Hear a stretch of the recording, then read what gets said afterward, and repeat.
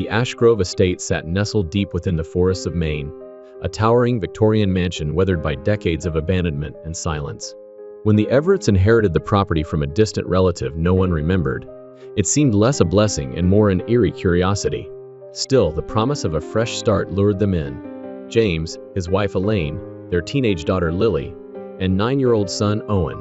The mansion greeted them with a chill that clung to their skin.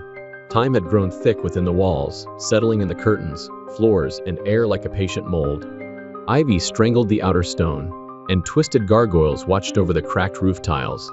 Inside, each creak of the floorboards seemed to awaken something slumbering beneath the dust. It didn't take long for the house to reveal its first secret.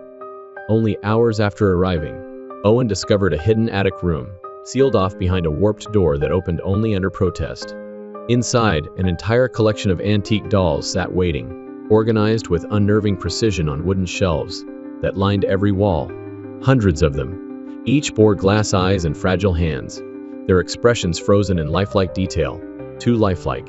Despite the unease they stirred, the family wrote it off as a strange but harmless relic of the home's history.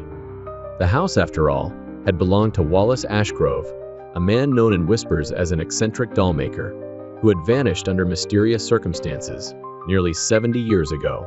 That night, the mansion seemed to exhale. The walls shifted with old groans, and unseen feet padded faintly in the halls. In Lily's room, one of the attic dolls appeared on her windowsill. It hadn't been there before. She tossed it into the hallway, but by morning, it was gone. Downstairs, Elaine immersed herself in research, compelled by a persistent sense of dread. Her efforts uncovered a grim pattern. Wallace had not simply been a recluse, he had been feared. Several townsfolk had accused him of dark practices. Children who visited his workshop had gone missing. Strange figures had been seen in his windows late at night. After a fire consumed part of the mansion decades ago, Wallace had disappeared without a trace. His workshop, it was said, had been sealed shut. Back inside the house, James noticed small disturbances. Doors cracked open when they'd been closed. Cold spots emerged without cause. One morning, he caught a glimpse of something small and pale darting behind a curtain. When he looked, nothing remained but the scent of scorched wood and varnish. Owen, once playful and cheerful, began to change. He spent long hours alone, particularly near the attic. His drawings grew disturbing. Strange runes, symbols interlocked with eyes and mouths. When Elaine found him tracing these marks into the walls, she could no longer dismiss the fear creeping into her mind.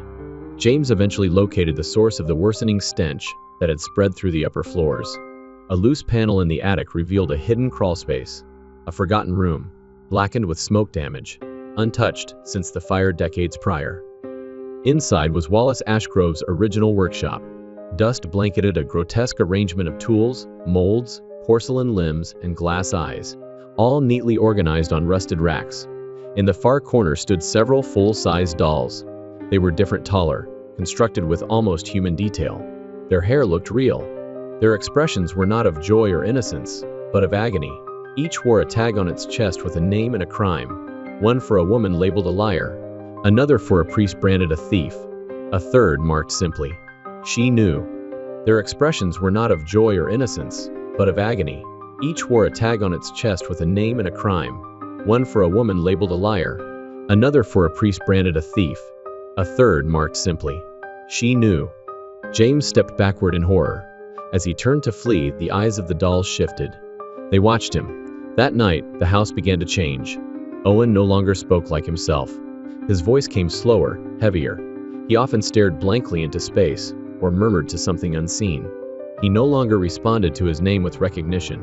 The dolls began to appear in impossible places, on staircases, perched in doorways, hanging silently from chandeliers.